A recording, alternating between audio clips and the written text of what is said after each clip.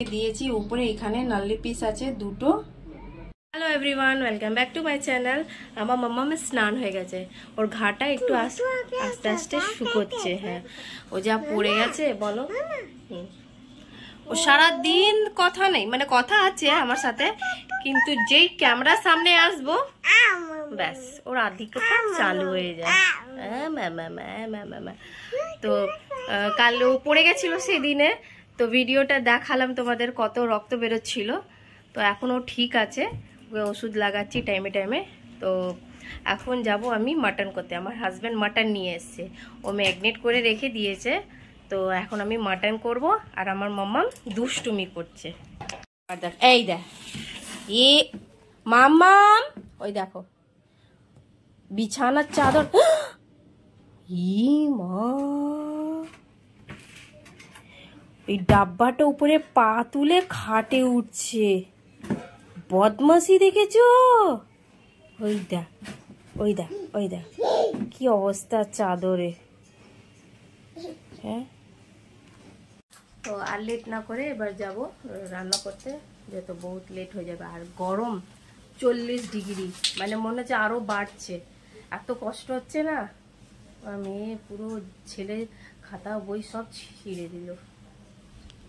আর এখানে আমাদের পোস্ত হচ্ছে, মা এখানে আমার আর নিজের পোস্ত আর ডাল করেছে, যেহেতু মটন আমরা খাই না।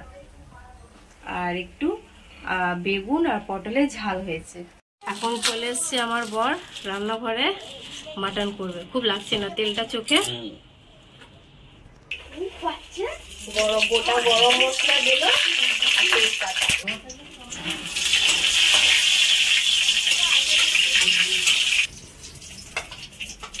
তেল পড়বে নাকি? আর না, তেল পড়বে না, আজকে অল্প তেলেই করছি। এমনি মটনের চর্বি থেকে তেল বেরোয়, তারপর যা গরম, অল্প তেল দিয়ে খাওয়াই ভালো।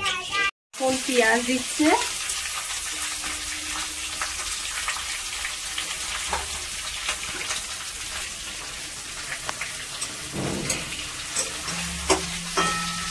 আমি এখানে আলু ভেজে নিচ্ছি, যেহেতু আলু দিয়ে মাটনটা হবে। আর এখানে আমার পেঁয়াজ হয়ে গেছে, বেশি না। এবার এতে মাংস দিয়ে আমি কষে নেব। ম্যারিনেট করা মাটন দিয়ে দেবো পেঁয়াজের মধ্যে, এবার আমি কষবো।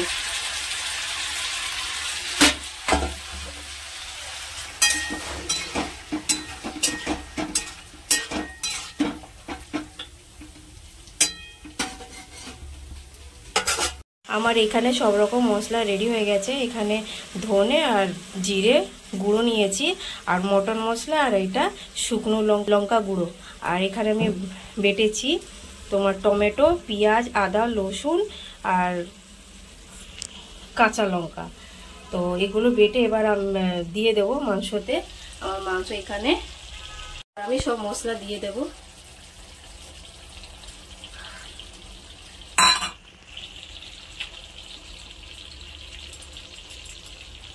মশলা দিয়ে দিয়েছি, এবার ভালো করে নাড়াচাড়া করে আমি মাংসটা কষে নেব। যখন পুরো তেল ছেড়ে দেবে, তারপর আলু দিয়ে আমি কুকারে এটা সিটি মেরে নেব। একটু সামান্য গরম মশলা দেওয়া হচ্ছে, এবার একটু নাড়াচাড়া করা নেওয়া হচ্ছে।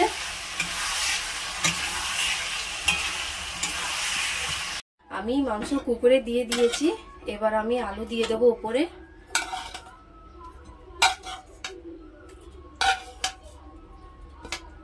আপনাদেরকে এক কথা বলতে ভুলে গেছি, এইখানে আমি 500 খাসি মাংস নিয়েছিলাম।